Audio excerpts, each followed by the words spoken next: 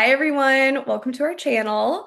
I'm Dani, and this is Lauren, and we're going to talk with you guys a little bit about some sports nutrition. So, we both see individuals with eating disorders and disordered eating, but we also both have specialty in sports nutrition. So, that's what we wanted to talk with everybody about today. We're going to go over just some basics of sports nutrition, some fueling strategies, and then also just talk a little bit about how to utilize sports nutrition while keeping some flexibility with food. So I'll pass it on over to Lauren and she's going to get us started. Awesome. Thanks, Danny. Yeah, this is really exciting. So, sports nutrition, I kind of want to talk about what it is in general first to start us off. So, overall, sports nutrition is our nutritional intake and eating patterns that support our overall nutrition and energy needs, our performance at the time of our event or whatever athletic event we're partaking in, and our recovery and injury prevention. So it's not about perfect eating, but it's really about meeting the body's needs long term, which gets us into sustained nutrition versus immediate fueling. Both of these things are really necessary to layer on top of each other for optimal sports nutrition. So, sustained nutrition are the everyday eating patterns that support adequate energy intake, macronutrient balance, hydration, and rest. These are those baseline day to day behaviors that help athletes feel energized throughout daily life and prepare them for their training cycles. It really prevents the chronic low energy availability. So we're not training on an empty tank. When we're not eating enough, it really puts us at risk for muscle strains and bone fractures because our body has to pull from our energy stores to meet the energy demands we're requesting from our body. I always tell my clients that performance nutrition started yesterday and the day before that and the day before that, because fueling at the time of the event is just skimming the surface of performance potential when it comes to nutrition. But in fact, this can be really detrimental if we're not working every day on the baseline sustained nutrition. We can't pull from an empty tank or even a neutral tank because then we're pulling from our bone stores and other really key organs that the nutrition needs to go to. So we got to work on that sustained nutrition first. And then once we have that baseline, we can go into the immediate fueling. So these are the immediate fueling is the strategic nutrition around your workouts. This is the pre-exercise, making sure we have energy available for the event or the exercise we're about to do. The during exercise, so maintaining our blood sugar and making sure we have adequate energy throughout the time of our exercise. And then post-exercise with replenishing our nutrition and repairing all of the things that were lost, torn, etc. during exercise. So the key message here is you can't out snack overall poor nutrition, and daily fueling is that foundation with timing that helps us layer performance on top of that. So I think this leads into what immediate fueling and nutrient timing actually looks like. If you want to share a little bit more about that, Danny. Yeah, absolutely. I'll jump into that. But I just want to say too, I love what you mentioned about like starting yesterday. I think that's a really great way to put it that, what I'll get into, the immediate fueling is important, but so is this overall sustained nutrition. That's such a huge part of sports nutrition. So Yeah. with that, I'll get into the fueling before exercise. So I'll start with about 3 to 4 hours before. And I just want to highlight too that all of this is on our sports nutrition handout. So I'll kind of work through this, but you can also reference this the same kind of information on the handouts.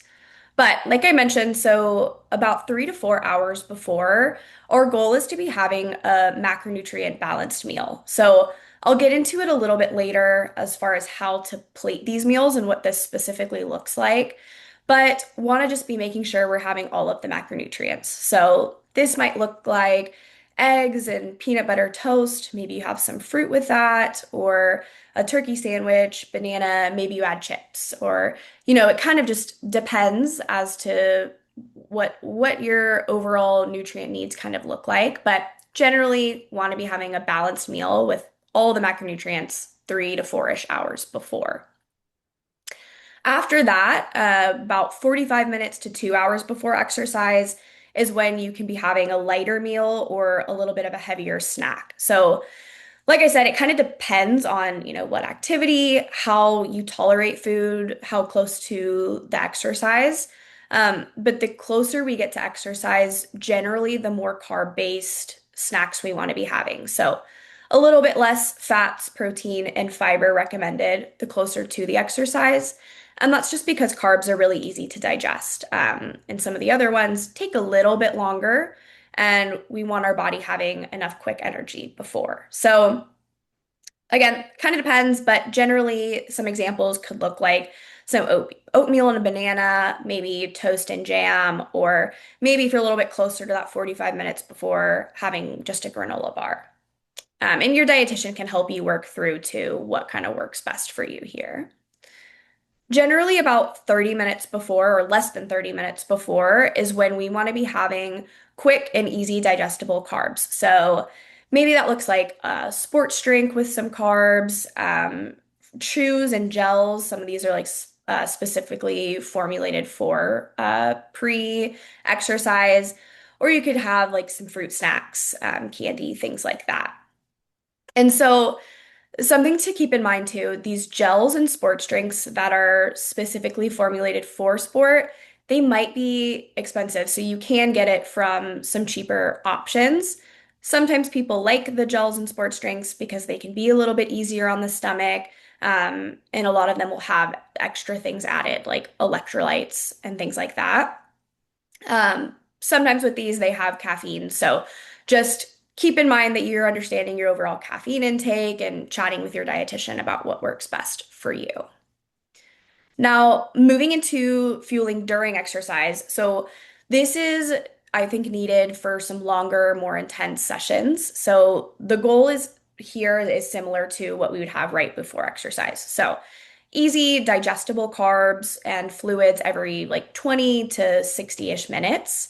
And the examples can be pretty similar. So, sports drinks, energy gels, fruit snacks, stuff like that. Quick, easy, digestible carbs. And something that I think is important to remember here is that it might take a few times of trying to eat during exercise before you can really tell how you tolerate it. Um, it sometimes feels weird for people to eat in the middle of exercise if you've never done it before. So, just like exercise, you got to kind of train to be able to handle this, but can be really important, especially during those longer sessions.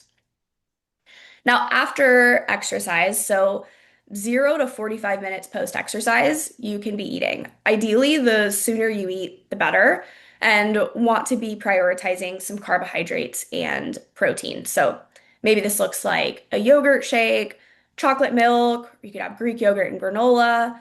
Um, Something that you can tolerate quick and easy right after a workout. You might not be hungry, but I think that this is still something that it's really important to get in. This is immediately post movement and exercise, our muscles are starting to repair. So we have to make sure that they have energy to be able to do so. Now, after this, so about 2+ hours after exercise is when we would just kind of return back to eating our normal balanced meals. So this is where you'll just follow this plate method. And like I mentioned, I'll get into that in just a second, but I'm going to pass it back to Lauren to go into a little bit more of just some hydration, which is really important in all of this as well.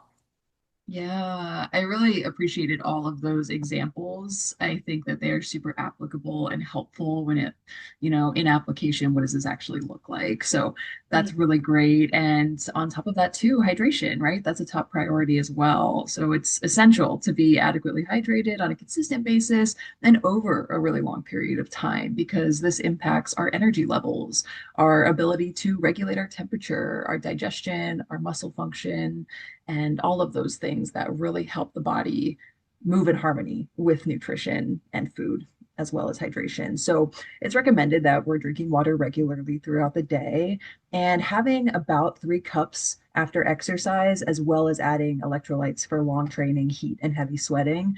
However, this is pretty individualized, so speak with your dietitian if you're training in the Texas heat versus the Pacific Northwest, right? Your needs are going to vary when you're training. So, yeah, that's a little bit about hydration. And now that we've reviewed some of the sustained nutrition and immediate fueling guidelines, Danny, can you walk us through what it's like building a balanced plate? Yeah, absolutely.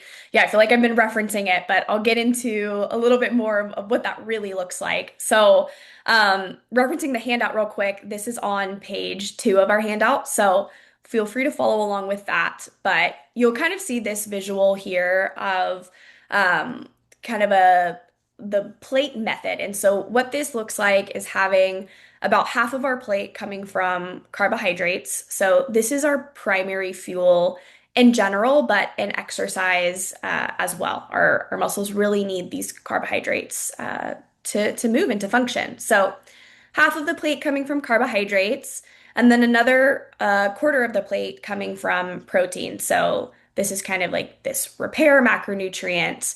And I think this looks like, like chicken, beef, meat products, nut butters, nuts, stuff like that. And then color is another quarter of the plate. So this is fruits and vegetables. You can have fresh, frozen, canned, whatever suits your needs, is about a quarter of the plate. And then in the center of the graphic, you'll see fats. So this is really important for hormonal and nutrient support. And this can look like just cooking with oils or butter, or maybe adding some avocado, nuts to your plate, um, whatever that kind of looks like. But fats are also super important. And Lauren went into the water and fluids, but again, just want to touch on that's a really important part of the plate method as well. And like we've kind of been talking throughout all of this, the balanced meals, the overall sustained nutrition is really important for long-term energy and training cycles. But that's a little some of the basics over the plate nutrition. And Lauren, if you could go into a little bit more of just the nutrition flexibility, I think this is a really important part of talking about plate nutrition. Absolutely. And something I really love about the plate is that it provides us structure, it provides us guidance, and it allows us to plug in our preferences and the things we love and to be able to maintain that variety. Even when we don't maybe quite know where to go, we have that plate to fall back on as a starting point.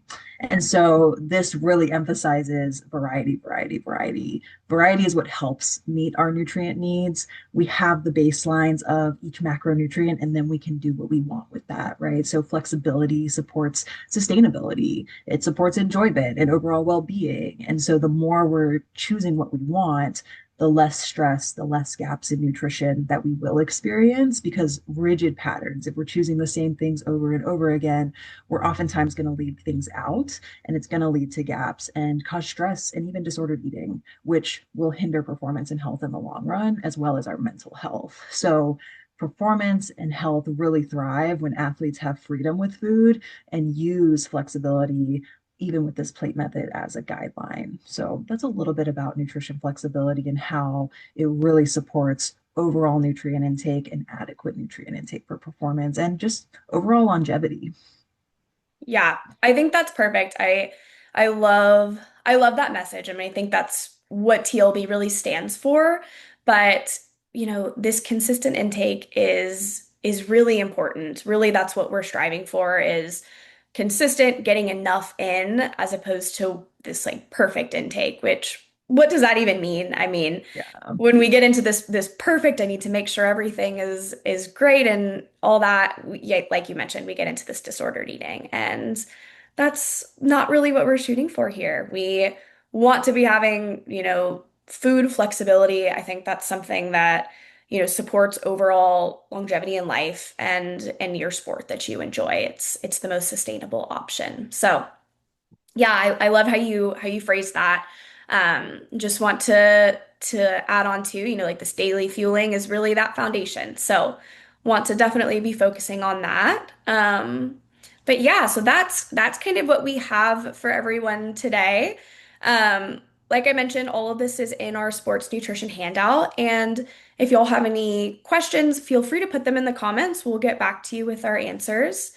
And yeah, if anybody's kind of watching this video and wants to learn more about sports nutrition on a more individualized level, reach out to either myself or Lauren via TLB's website, and we can get y'all engaged in some individualized care. So, thank you everybody for watching. And yeah, I hope you all have a great rest of your day. Thanks, everyone. Bye.